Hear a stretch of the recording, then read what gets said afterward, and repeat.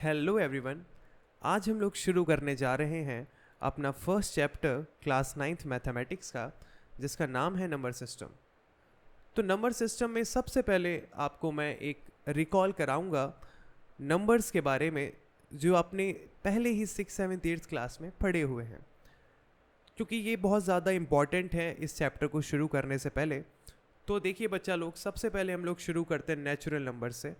तो आपको पता है, देखिए नेचुरल नंबर आपका कहाँ से शुरू होता है? 1 से शुरू होता है।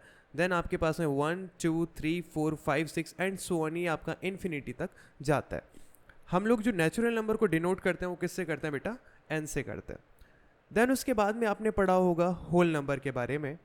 तो इसमें 1 से लेके इन्फिनिटी तक जो है आपका पूरा का पूरा जो सेट है वो नेचुरल नंबर का सेट है। लेकिन इसमें जो एक चीज़ आपको एक्स्ट्रा मिल रहा है वो क्या मिल रहा है आपके पास में? ज़ीरो। तो जब हम लोग ज़ीरो भी इंक्लूड कर देते हैं तो ये जो पूरा सेट आपके पास में बनता है वो किसका बन जाता है? आपका बेटा होल नंबर का बन जाता है। देन उसके बाद में आपने इंटीजर्स पढ़ा है क्लास 7th में। तो यहाँ पे आप देख सकते हैं 0 से लेके इन्फिनिटी तक जो है हमारे पास में पूरा होल नंबर का सेट है। लेकिन उसके साथ में हमारे को मिल रहे हैं माइनस में सारे के सारे यहाँ पे नंबर, यानी नेगेटिव में नंबर्स आप देख पाएंगे यहाँ पे, लाइक -1 -2 -3, और ये आपका नेगेटिव ऑफ इन्फिनिटी की साइड तक जाएगा। और उसके बाद में नेक्स्ट हमारे पास में आता है रेशनल नंबर। अब देखिए रेशनल नंबर आपने क्लास 7th में भी पढ़ा है, क्लास 8th में भी पढ़ा है ना। रेशनल नंबर हमारे पास में क्या होता है बेटा?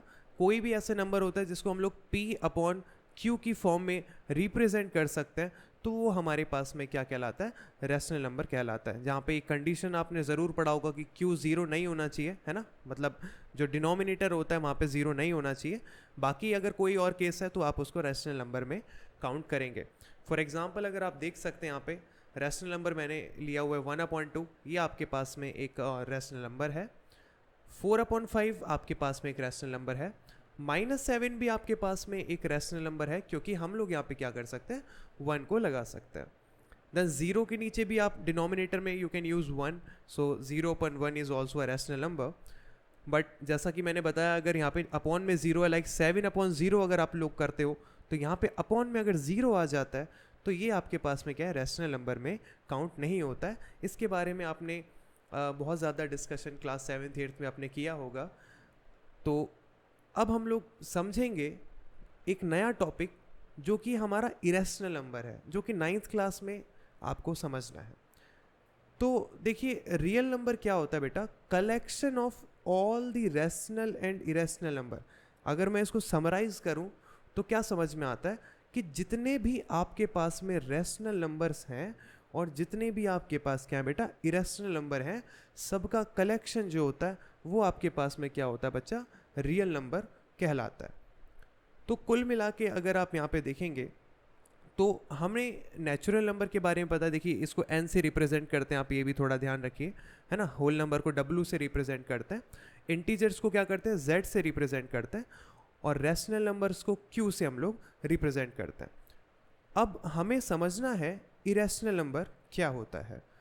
तो देखिए उस इरेशनल नंबर पे जाने से पहले एक आइडिया मैं आपको ये बता देता हूँ कि जितने भी रेशनल नंबर्स होते हैं वो आपके पास में रियल नंबर है, और जितने भी इरेशनल नंबर हैं वो भी आपके पास में क्या है? रियल नंबर है। मतलब दोनों का ही कलेक्शन है आपका। रियल नंबर का जो सेट है उसमें रेशनल भी आएगा और इरेशनल भी आएगा।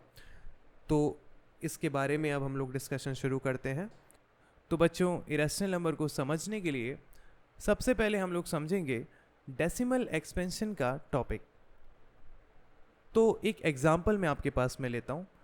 सपोज़ कीजिए कि आपके पास में 15 है and you are dividing 15 by 3। तो what you will do? You will divide it. तो ये आपके पास में आंसर आएगा 5। अब आप देख पा रहे हैं रिमाइंडर आपके पास में क्या है? 0। तो ऐसा जो केस होता है बेटा आपके पास में जिसमें रिमाइंडर 0 आता है, इसको हम लोग बोलते हैं टर्मिनेटिंग। क्या बोलते हैं? टर्मिनेटिंग।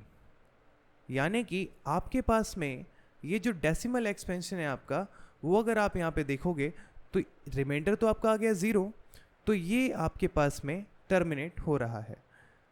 एक और केस समझिए, अगर ये हो 20 डिवाइडेड बाय 3, तो अब यहाँ पे क्या होगा बेटा, ये आपका 20 आ गया इधर, ये हो जाएगा 3.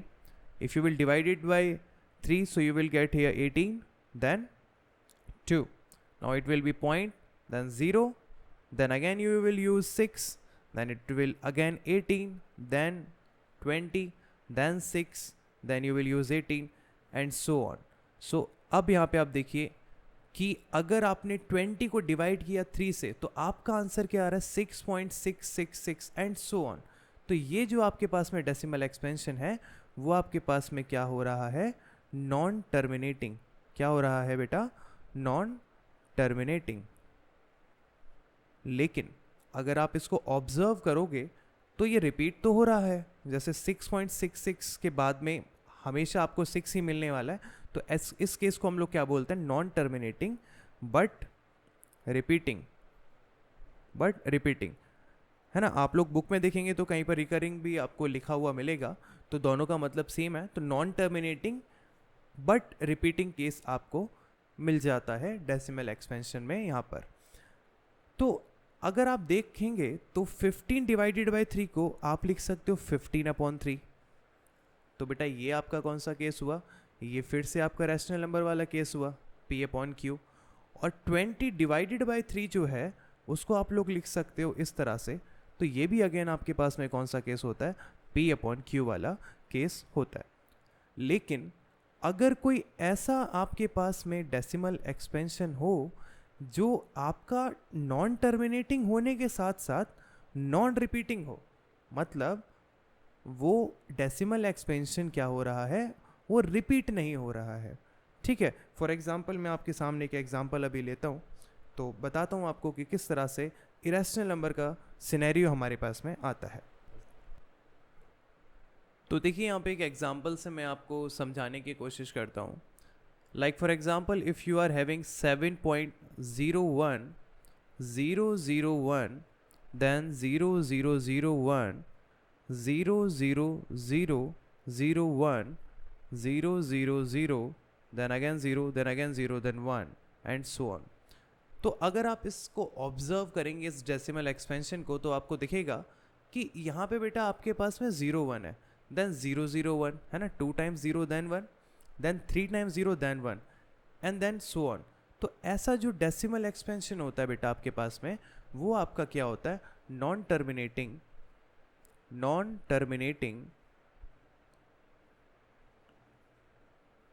And non repeating.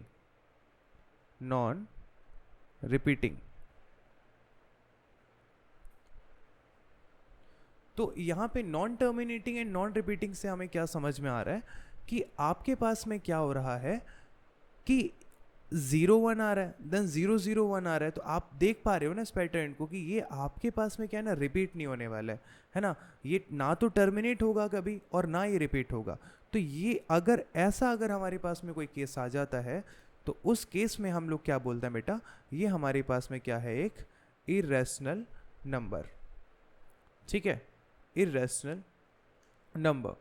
और सबसे बड़ी बात समझने की ये है कि अगर ये जो नंबर है ये इरेशनल नंबर है, तो हम लोग इसे P/Q की फॉर्म में कभी भी रिप्रेजेंट नहीं कर सकते.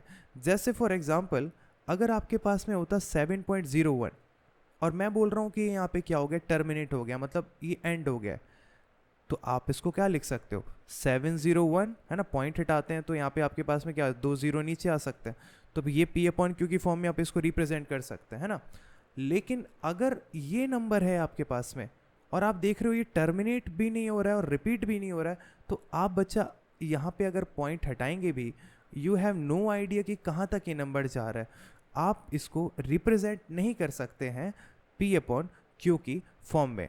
तो ये हमारे पास में क्या बनता है बेटा, इरेशनल नंबर बनता है.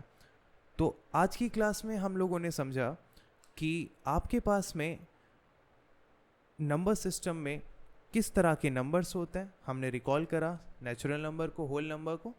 देन उसके बाद में हम लोगों ने बात किया रैशनल नंबर का, इरेशनल नंबर का, और देखा कि डेसिमल एक्सपेंशन से आप किस तरह से आइडिया लगा सकते हो कि कौन सा रैशनल नंबर है और कौन सा क्या है इरेशनल नंबर है। अब ये मैंने आपको एक ही एग्जांपल दिया है, देखिए और भी एग्जांपल अगर आप लिखना चाहते हैं तो यहाँ पे आप देख सकते हैं 3.14 144 1444 14444 एंड सो ऑन। तो ये आपके पास में क्या है, एक इरेशनल नंबर है। अच्छा, ऐसा बिल्कुल ज़रूरी नहीं है कि यही पैटर्न आपके पास में क्या बेटा रहने वाला है। जैसे कि अगर मैं आपके पास में बात करूं 3.2896050897321079 एंड सो ऑन। तो बेटा जी आप यहाँ पे देखिए, ये आपके पास में कोई भी एक पैटर्न फॉलो नहीं कर रहा है, ना ही आपके पास में कोई रिपीटेशन यहाँ पे आपको देखने को मिल रहा है। तो ये आपके पास में क्या है, पूरा का पूरा इरेशनल नंबर है। तो ये आपको ध्यान रखना पड़ेगा कि कोई भी अगर आपके पास में रिपीटेशन नहीं हो रहा है और कोई भी आपके पास में डेसिमल एक्सप्रेशन टर्मिनेट नहीं हो रहा है, तो ऐसे केस में हमारे पास में क्या होता है, वो इरेशनल नंबर होता है। अगली क्लास में हम लोग समझेंगे एक बहुत ही इंपॉर्टेंट टॉपिक है, उससे मैं अगली क्लास की स्टार्टिंग करूँगा कि ये जो आपका पाई होता है और 22/7 होता है, तो इसमें से कौन सा रैशनल है और कौन सा इरेशनल है। जब तक के लिए आप लोग इसको थोड़ा सा रिकैप कीजिए अपने माइंड में। Thank you.